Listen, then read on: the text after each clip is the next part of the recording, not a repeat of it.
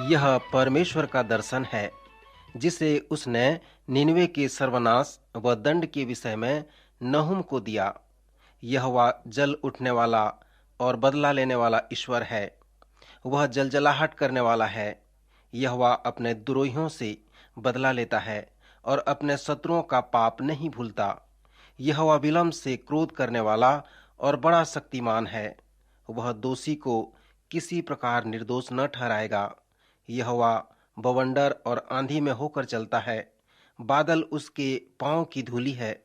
उसके घुड़कने से महानद सूख जाते हैं और समुद्र भी निर्जल हो जाता है। उसके स्पर्श से पहाड़ कांप उठते हैं और पहाड़ियां गल जाती हैं। उसके क्रोध का सामना कौन कर सकता है? और जब उसका क्रोध भड़कता है तब कौन ठहर सकता है? उसकी जलजलाहट आग की नाई भड़क जाती है और चट्टानें उसकी शक्ति से फटकर गिरती हैं। यहोवा भला है। संकट के दिन में वह दृढ़ गढ़ ठहरता है और अपने शरणगतों की सुधि रखता है जो उस पर भरोसा रखते हैं। उन सबों को वह जानता है। वह अपने शत्रुओं को धारा में बहा देता है। वह उन्हें खदेड़ कर अंधकार में भगा देता है। तुझ में से एक निकला है जो यहोवा के विरुद्ध कल्पना करता और निस्ता की युक्ति बांधता है। यहोवा यूं कहता है, चाहे वे सब प्रकार से सामर्थी हों और बहुत भी हों, तो भी पूरी रीति से काटे जाएंगे और शून्य हो जाएंगे। मैं तुझे दुख दिया है परंतु फिर न दूंगा, क्योंकि अब मैं उसका जुआ तेरी गर्दन पर से उतार कर तोड़ डालूंगा और तेरा बंधन फाड़ डालूंगा। यहोवा ने तेरे विषय में यह आज्ञा दी है कि आगे को तेरा वंश न चले। मैं तेरे देवालयों में से ढली व गड़ी हुई मूर्तों को काट डालूंगा। मैं तेरे लिए कब्र खोदूंगा, क्योंकि तू नीच है। अब हे यहूदा, अपने पर्व मान और अपनी मन्नतें पूरी कर। केवल यहोवा ही की आराधना कर, क्योंकि शत्रु फिर कभी तेरे बीच में होकर न चलेगा। वह पूरी रीति से नाश हुआ है। प्रिय श्रोता मित्र, आज की इस कक्षा में हम आपका स्वागत करते हैं। यह सर्वेक्षण पवित्र शास्त्र का सर्वेक्षण है और हम उस महान भविष्यवक्ता नहूम तक आ गए हैं। हमने अभी सुना कि नहूम की भविष्यवाणी का प्रारंभ किस प्रकार होता है। श्रोता, आज हम नहूम की पुस्तक का सर्वेक्षण करेंगे। कुछ लोगों का विचार है और वे कहते हैं कि इस पुस्तक का नाम नहूम न होकर होहूम होना था, क्योंकि पढ़ने में यह एक नीरस या बोरिंग पुस्तक है। श्रोता, इसलिए नहूम भविष्यवक्ता से संबंधित मैं कुछ ऐतिहासिक संदर्भों को बताना चाहता हूं और मुझे विश्वास है कि इससे आपको नहूम के संदेश को समझने में सहायता मिलेगी और आप उसके आत्मिक प्रयोग को अपने जीवन में लागू कर सकते हैं। योना ने जिस शहर के लोगों को प्रचार किया था, नहूम भी उसी शहर के विषय में हमें बताता है। 785 बीसी में योना ने निनवे नगर में प्रचार किया था। योना की पुस्तक के सर्वेक्षण में हमने देखा कि जब योना निनवे में जाकर प्रचार किया, तब वहां पर एक महान कार्य हुआ। जैसे आप नहूम की पुस्तक को पढ़ते हैं तो इस बात को जान लें कि 150 वर्ष के बाद, अर्थात योना के प्रचार के बाद, एक छोटी पीढ़ी का प्रारंभ निनवे में हुआ और योना के प्रचार के 60 वर्ष के बाद अश्शूरियों ने उत्तरी राज्य को जीत लिया था। उन दिनों में क्रूरता के साथ अश्शूरियों ने संसार के विभिन्न स्थानों के लोगों को जीत लिया और उन्हें प्रताड़ित किया और इस प्रकार से अनेक लोगों को दास बनाकर पृथ्वी पर वे महान सम्राट बन गए। योना के 150 वर्ष के प्रचार के बाद और उत्तरी राज्य की राजधानी सामरिया के 60 वर्ष के पतन के बाद परमेश्वर ने इस छोटे नबी नहूम को दर्शन दिया। उसका दर्शन निनवे नगर से संबंधित था। निनवे एक बड़ा नगर था। पूरे पृथ्वी पर निनवे नगर नगरों की रानी के नाम से जाना जाता था। नहूम के दर्शन में परमेश्वर ने कहा, निनवे शहर का पतन होने वाला है। सो परमेश्वर द्वारा दिए गए दर्शनों को नहूम ने प्रचार किया। निनवे के पतन के विषय में नहूम का भविष्यवाणी दर्शन 3 अध्यायों में वर्णित है। पहले अध्याय में निनवे के सर्वनाश के विषय में घोषणा किया गया है। दूसरे अध्याय में निनवे के सर्वनाश के विषय में वर्णन किया गया है और तीसरे अध्याय में निनवे के सर्वनाश का रक्षा किया गया है। 23 वर्ष के पश्चात नहुम के प्रचार के बड़े नगर निनवे के पतन होता है। नहुम के प्रचार को सुनकर लोग उसे ताना मारते थे, उसका उपहास करते थे। निनवे नगर दो नदियों के बीच में बसा हुआ है। लोग कहते थे कि जब ये दो नदियां उल्टी बहेंगी तब निनवे नगर का विनाश हो सकता है। नहुम अपने भविष्यवाणी में स्पष्ट रूप से कहता है, नदियों में बाढ़ आएगी जिससे शहरपनाह की दीवार टूट जाएगी और उस टूटे हुए शहरपनाह में होकर शत्रु नगर में प्रवेश करेंगे और पूर्ण रूप से नगर को अधिकार में कर लेंगे। श्रोता, नहुम के 23 वर्ष के प्रचार के बाद भी उसकी भविष्यवाणी यहाँ पर पूरी होती है। नहुम के विषय में थोड़ा ही बताया गया है। उसने थेबेस के पतन के विषय में वर्णन किया जो 663 बीसी में हुआ था। हम जानते हैं कि निनवे का पतन 607 बीसी में हुआ था। सुविद्वानों का कहना है कि इन दोनों घटनाओं के मध्य नहुम नबी जीवन व्यतीत किया था, या लगभग 630 बीसी के समय वो रहा होगा। इसका मतलब यह भी हो सकता है कि वह यशाया का समकालीन होगा जिसने बाबुल द्वारा बंधुआई के विषय में भविष्यवाणी की थी।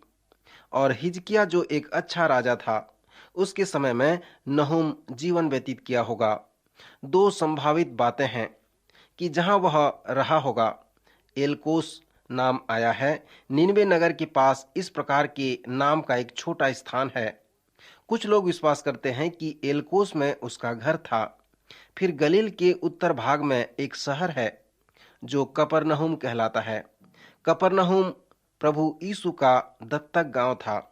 यद्यपि प्रभु यीशु मसीह नासरत का था, परंतु लोगों के अविश्वास के कारण वह अपने नगर नासरत को गया और कफरनहुम को गोद ले लिया। गलील में उसकी सेवकाई का जो प्रथम भाग है वो कफरनहुम था, जो उसकी सेवकाई का मुख्यालय था। सो मरकुस रचित सुसमाचार में जो प्रारंभिक भाषा में लिखा गया है, कफरनहुम का वास्तविक अर्थ है नहुम का गांव। अनेक लोग यह विश्वास करते हैं कि गलील के कफरनहुम शहर का संस्थापक नहुम था। जैसे हम नहुम के संदेश पर ध्यान करते हैं तो पहली बात आपको निनवे के विषय में जानने की आवश्यकता है। पुरातत्व विज्ञान बताती है कि नहुम की यह छोटी भविष्यवाणी उस बड़े शहर के पतन का एक विस्मित कर देने वाली भविष्यवाणी है। वे बताते हैं कि जैसे हम इस भविष्यवाणी को पढ़ते हैं, जो नहुम के प्रचार के 23 वर्ष के बाद जब यह भविष्यवाणी पूरी हुई, तो ऐसा लगता है कि हम इतिहास से इस कहानी के एक पन्ने को पढ़ रहे हैं। श्रोता, जैसे मैंने पहले भी आपसे कहा था कि हम अपने सर्वेक्षण के 4 शहरों के पतन के विषय में पढ़ेंगे। परमेश्वर के लोगों के पास जो राज्य था वो उत्तर व दक्षिण में था। 10 कुल उत्तरी राज्य में और 2 कुल दक्षिणी राज्य में हैं। उत्तरी राज्य की राजधानी सामरिया था। भविष्यवाणी की पुस्तक सामरिया शहर के पतन के विषय में बताती है। योना ने निनवे में जब प्रचार किया, उसके 60 वर्ष पहले असुरों द्वारा सामरिया का पतन हुआ। फिर दक्षिणी राज्य की राजधानी यरूशलेम था। फिर यरूशलेम का भी पतन बाबुल की बंधुआई में हो गया। अगले 2 शहर जिनका पतन हुआ है वो नगर परमेश्वर के लोगों के शत्रुओं के नगर हैं। बाबुल वासियों का जो राजधानी शहर था वो बाबुल था। उसका पतन फारस मादे द्वारा हुआ, जिसके विषय में आप दानियल की पुस्तक में पढ़ सकते हैं। फिर निनवे शहर के पतन के विषय में हम पढ़ते हैं, जो अश्शूर की राजधानी थी। श्रोता, नहुम शब्द का जो वास्तविक अर्थ है वह शांति से भरा हुआ है या सांत्वना है। नहुम का संदेश एक सांत्वना का संदेश है। अब आप प्रश्न पूछ सकते हैं कि किस प्रकार यह भयंकर सर्वनाश, अंधकार और आग का जैसा संदेश सांत्वना का संदेश हो सकता है। हाँ मित्र, बात बिल्कुल सच है, परंतु कुछ क्षण हम विचार करें कि यदि कोई आपके शहर पर और आप पर आक्रमण कर दे और उसे आग लगा देने के लिए तैयार हो जाए, पर यदि कोई उससे कहे कि उन्हें नाश मत करो, परंतु उन्हें दास बना लो, उनसे काम ले लो, तो क्या यह आपके लिए शुभ समाचार या सांत्वना का समाचार नहीं होगा? इसी प्रकार से नहुम का संदेश यहूदा के लिए एक सांत्वना का संदेश था। नहुम का जो शुभ समाचार था कि निनवे का पतन होने वाला है। जब नहुम ने प्रचार किया तब उनमें से निनवे के पतन का कोई चिन्ह नहीं था। नहुम की भविष्यवाणी का संदेश इस प्रकार था जिसे यहूदियों को विश्वास से ग्रहण करना था, क्योंकि वह संदेश उनके लिए एक शुभ समाचार था। उन्हें विश्वास करना उचित था। नहुम ने परमेश्वर के लोगों को जो प्रचार किया वह ये था कि तुम्हें अब अश्शूरियों के लिए चिंता करने की आवश्यकता नहीं है। अश्शूर अब यरूशलेम के फाटक तक नहीं आ सकेंगे और न ही वो दोबारा चढ़ाई करेंगे। उनका सर्वनाश हो गया है। निनवे का पतन होगा। दूसरे अध्याय में नहुम निनवे के पतन के विषय में वर्णन करता है। जब आप इस दूसरे अध्याय को पढ़ते हैं तब आप निनवे के पतन के विषय में कल्पना कर सकते हैं। वह शूरवीरों की ढालें व योद्धाओं के वस्त्र के विषय में वर्णन करता है और उस बड़े विनाश के आवाज के विषय में, युद्ध के विषय में वर्णन करता है। नहुम अपने नाम के अर्थ सांत्वना से भरा हुआ, उसके अनुसार वह जीवन व्यतीत करता है। श्रोता, आज हम यहीं पर रुकना चाहेंगे क्योंकि समय समाप्त हो रहा है। कृपया अगले कार्यक्रम में अवश्य उपस्थित होवें, जिसमें हम नहुम के सामर्थी प्रचार को और ऐतिहासिक संदर्भों को देखेंगे। परंतु मित्र, आज रुकने से पहले हम ये जान लें कि इस छोटे भविष्यवाणी के संदेश का आत्मिक प्रयोग क्या है। इसके विषय में कुछ बातें मैं आपको बताना चाहूंगा। सर्वप्रथम यह कि हमें परमेश्वर के वचन पर भरोसा रखनी चाहिए। फिर यह भविष्यवाणी प्रमाणित करता है कि परमेश्वर का वचन सत्य है, इसलिए उस पर भरोसा रखनी चाहिए। जब परमेश्वर प्रतिज्ञा करता है, जैसे कि यदि हम अपने पापों को मान लें, तो वह अर्थात परमेश्वर हमारे पापों को क्षमा करने और हमें सब अधर्म से शुद्ध करने में विश्वास योग्य और धर्मी परमेश्वर है। जब योना ने प्रचार किया तब अश्शूरियों ने पश्चाताप किया और उस वंशावली का उद्धार हुआ। पर जब दूसरी वंशावली आई और पाप के मार्ग में चलने लगी, तब नहुम ने उन पर परमेश्वर के न्याय का प्रचार किया। श्रोता मित्र, यह मुझे उत्साहित करता है कि एक और प्रयोग आपको बताऊं। पवित्र शास्त्र बताता है कि पाप की मजदूरी मृत्यु है। यदि आप पाप में जीवन व्यतीत कर रहे हैं तो प्रभु के पास आएं, प्रभु से माफी मांगें।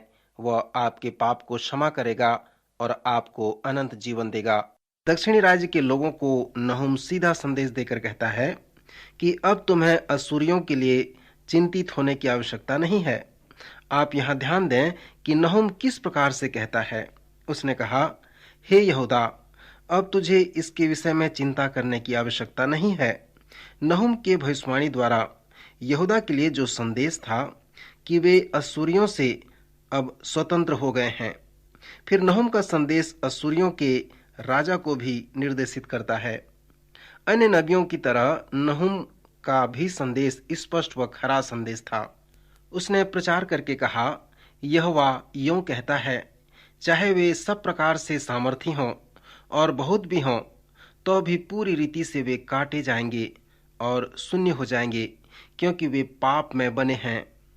तीसरे अध्याय में जब नहुम ने निनवे शहर के पतन के विषय में घोषणा की, तब उसने अनेक कारणों को बताया कि क्यों परमेश्वर का क्रोध उस शहर के लिए भड़का हुआ है। उस नगर के लोग बहुत ही धूर्त और विद्रोही व पापी थे। जिस प्रकार वो जाति जो कनान देश में रहती थी और उनके पाप इतने घृणित थे जिसे बताया नहीं जा सकता। परमेश्वर ने उनके विरुद्ध युद्ध द्वारा विनाश के कारण को घोषणा किया, जिसे हम व्यवस्था विवरण में भी पढ़ सकते हैं, क्योंकि परमेश्वर उनके पाप को देखकर सह नहीं सका। यहाँ पर अश्शूरियों के साथ भी ऐसा ही था।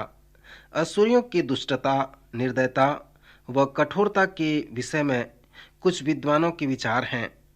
अश्शूरियों की जो नीति थी कि लोगों पर धावा बोलकर उन्हें अपने अधिकार में कर लेना, उनके राज्य को नष्ट कर देना। वे अच्छे सूरवीर थे, वे हत्यारे व लुटेरे भी थे और उस जाति में सब प्रकार से बढ़कर अश्शूरी लोग थे। वे अपने शत्रुओं के हाथ, पांव, नाक और कान काट डालते थे, उनकी आंखें निकाल देते थे, जीभ काट डालते थे। सो असुरी इतने दुष्ट थे जिसका हम वर्णन नहीं कर सकते। श्रोता, पहले अध्याय के पद 2 से लेकर पद 8 तक आप निनिवे के पतन व सर्वनाश के विषय को प्राप्त कर सकते हैं। सचमुच में नहूम की भविष्यवाणी परमेश्वर के स्वभाव का एक उदाहरण है, एक अध्ययन है। मित्र, परमेश्वर का स्वभाव क्या है? क्या परमेश्वर भावात्मक है? और यदि परमेश्वर भावात्मक है तो क्या वह एक ही भावात्मक के योग्य है? मित्र, हम अपनी संस्कृति में हमारे पास ऐसे स्वभाव हैं कि परमेश्वर के गुण को उस प्रकार से प्रदर्शित करते हैं जैसे परमेश्वर प्रेमी है।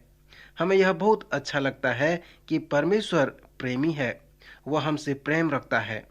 परंतु जब हम परमेश्वर के क्रोध के विषय में सुनते हैं तब हम असुरक्षित अनुभव करते हैं। जब हम परमेश्वर के न्याय, उसकी पवित्रता, उसकी धार्मिकता के विषय में सुनते हैं कि कैसे अन्याय, अधर्मी और पाप को देखकर वो प्रसन्न नहीं रहता, तब ऐसी परिस्थिति में हम उस प्रकार के परमेश्वर को पसंद नहीं करते।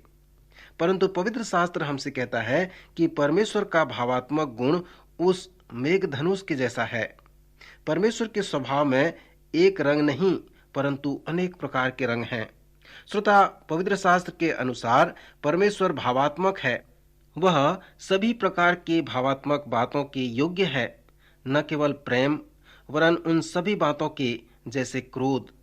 नहूम बताता है कि परमेश्वर एक प्रेमी पिता है। वह प्रचार करके कहता है कि परमेश्वर भला है। संकट के दिन में वह दृढ़ गढ़ ठहरता है और अपने शरणगतों की सुधि रखता है। नहूम यह भी कहता है कि जो उसे जानते हैं, परमेश्वर भी उसे जानता है, उससे प्रेम रखता है। परंतु यह परमेश्वर के गुण का एक ही भाग नहीं है। वह जल उठने वाला व बदला लेने वाला परमेश्वर भी है। वह अपने द्रोहियों से बदला लेता और अपने शत्रुओं का पाप नहीं भूलता। वह कहता है, यहोवा विलंब से क्रोध करने वाला और बड़ा शक्तिमान है। वह दोषी को किसी प्रकार से निर्दोष नहीं ठहराता। वह बवंडर व आंधी में होकर चलता है। बादल उसके पांव की धूली है। उसके क्रोध का सामना कौन कर सकता है? और जब उसका क्रोध भड़कता है तब कौन ठहर सकता है? उसकी जलजलाहट आग की नाई भड़कती और चट्टानें उसकी शक्ति से फटकर टुकड़े टुकड़े हो जाते हैं, गिर जाते हैं। उसके घुड़कने से महानस सूख जाते हैं और समुद्र भी निर्जल हो जाता है। उसके स्पर्श से पहाड़ कांप उठता है और उसके प्रताप से पृथ्वी वरन सारा संसार अपने सब रहने वालों समेत थरथरा उठता है। सो नहूम के पहले अध्याय में हम नहूम की भविष्यवाणी से परमेश्वर के स्वभाव व उसके गुण को देखते हैं। श्रोता मित्र, फिर दूसरे अध्याय में निनवे के पतन व सर्वनाश के विषय में वर्णन किया गया है। जैसे मैंने कहा कि नहूम अपने व्याख्या में स्पष्ट रूप से वर्णन किया है। हुसेब नंगी करके बंधुआई में ले ली जाएगी और उसकी दासियां छाटती पीटती हुई पिंडुकों की नाई विलाप करेंगी। वह खाली छूछी व सूनी हो जाएगी, मन कच्चा हो गया, उसके पांव कांप उठते हैं। फिर नहूम अपने तीसरे अध्याय में निनवे के पतन के कारण को बताते हुए भविष्यवाणी करता है। पहले अध्याय में निनवे के सर्वनाश के विषय में घोषणा किया गया है। दूसरे अध्याय में निनवे के सर्वनाश के विषय में वर्णन किया गया है। परंतु तीसरे अध्याय में निनवे के सर्वनाश से रक्षा के विषय में बताया गया है।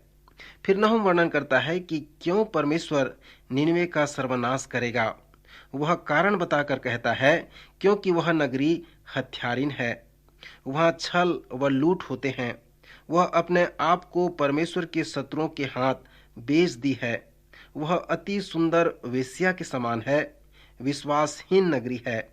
वह अपनी सुंदरता से लोगों को फुसलाती है, प्रलोभन डालती है और उन्हें झूठे ईश्वरों की पूजा करने के लिए प्रेरित करती है। उसके राजा पाप में बने रहते हैं। मैं तुझे राज्य राज्य के सामने नीचा दिखाऊंगा। मैं तुझ पर घिनौनी वस्तुएं फेंक कर तुझे तुच्छ कर दूंगा और सबसे तेरी हंसी कराऊंगा और जितने तुझे देखेंगे सब तेरे पास से भाग कर कहेंगे, निनवे नाश हो गई, कौन उसके कारण विलाप करे। हम उसके लिए शांति देने वाला कहाँ से ढूंढ कर ले आए। क्या तू अम्मोन नगरी से बढ़कर है, जो नहरों के बीच बसी थी और उसके चारों ओर जल था, और महानद उसके लिए किला और शहरपनाह का काम देता था। कूश और मिस्री उसको अनगिनत बल देते थे। पूत और लूबी तेरे सहायक थे, तो भी लोग उसको बंधुआई में ले गए। श्रोता मित्र, जैसे हम निनवे के सर्वनाश की कथा को देखते हैं तो प्रश्न यह उत्पन्न होता है कि क्या नहूम की पुस्तक में मेरे व आपके लिए आत्मिक प्रयोग है? क्या यह छोटी भविष्यवाणी हमें कुछ कहता है? श्रोता, मैं सोचता हूं कि इस छोटी पुस्तक में हमारे लिए एक संदेश है, और वो संदेश है परमेश्वर का स्वभाव, उसका गुण, उसकी विशेषता। नहूम की भविष्यवाणी सचमुच में परमेश्वर के क्रोध का वर्णन करता है। इब्रानी भाषा में परमेश्वर के क्रोध का जो शब्द है वह रोचक शब्द है, अर्थात पार करना, या जैसे कि नदी पार करना। उस शब्द का तात्पर्य यह है कि परमेश्वर भला है और वह प्रेम परमेश्वर का प्रेम है। सो इस तरह से वह अपने प्रेम को और अपने आप को प्रकट करता है। क्योंकि परमेश्वर पवित्र व न्यायी परमेश्वर है, सो वह पाप, अधर्म, अन्याय व दुष्टता को देख नहीं सकता। इसके लिए वह अपने क्रोध को प्रकट करता है, और जब वह एक बार क्रोधित होता है तो वह अपने क्रोध को अवश्य पूरा करता है। वह अपने प्रिय लोगों से प्रेम रखता है। परमेश्वर उनसे प्रेम रखता है जो उसे जानते हैं, जो उसकी प्रजा हैं और उसके चुने हुए हैं। सो यद्यपि परमेश्वर पवित्र है, प्रेमी है, फिर भी यदि कोई उसके प्रेम का विरोध करता है तो वह उस पर अपना क्रोध प्रकट करता है। सो परमेश्वर का क्रोध उन लोगों के लिए स्थिर है जो उनके प्रेम और पवित्रता का विरोध करते हैं। नहूम की पुस्तक में हम परमेश्वर के स्वभाव व उसके गुण को देखते हैं। यह सच है कि परमेश्वर प्रेमी परमेश्वर है। फिर भी नहूम की पुस्तक में हम ये देखते हैं कि जब परमेश्वर क्रोधित होता है तो वह सर्वनाश कर देता है। नहूम की भविष्यवाणी हमें दिखाया है कि यदि कोई उसके प्रेम का विरोध करता है तो उसके विरोध में परमेश्वर का क्रोध प्रकट हो जाता है। श्रोता, नहूम की भविष्यवाणी में यही एक मुख्य विषय है जिस पर हमें ध्यान करना है। यह पुस्तक परमेश्वर के गुण व स्वभाव का अध्ययन है। इसमें प्रेम व क्रोध दोनों प्रकार के गुण हैं। प्रिय श्रोता, परमेश्वर का वचन सत्य है। आप उसमें परमेश्वर के प्रेम का या फिर परमेश्वर के क्रोध का अनुभव कर सकते हैं। उसका वचन कहता है कि परमेश्वर प्रेम है और उसकी इच्छा है कि सब लोग उसके पास आएं और उसके प्रेम का अनुभव करें। परंतु जिन्होंने उसके वरदान का विरोध किया उन पर न्याय आ चुका, क्योंकि यूहन्ना 3:18 में हम पढ़ते हैं, जो उस पर विश्वास करता है उस पर दंड की आज्ञा नहीं होती, परंतु जो उस पर विश्वास नहीं करता वह दोषी ठहर चुका, इसलिए कि उसने परमेश्वर के एकलौते पुत्र के नाम पर विश्वास नहीं रखा। प्रभु इन वचनों द्वारा आपको आशीष दे, आपकी सहायता करे।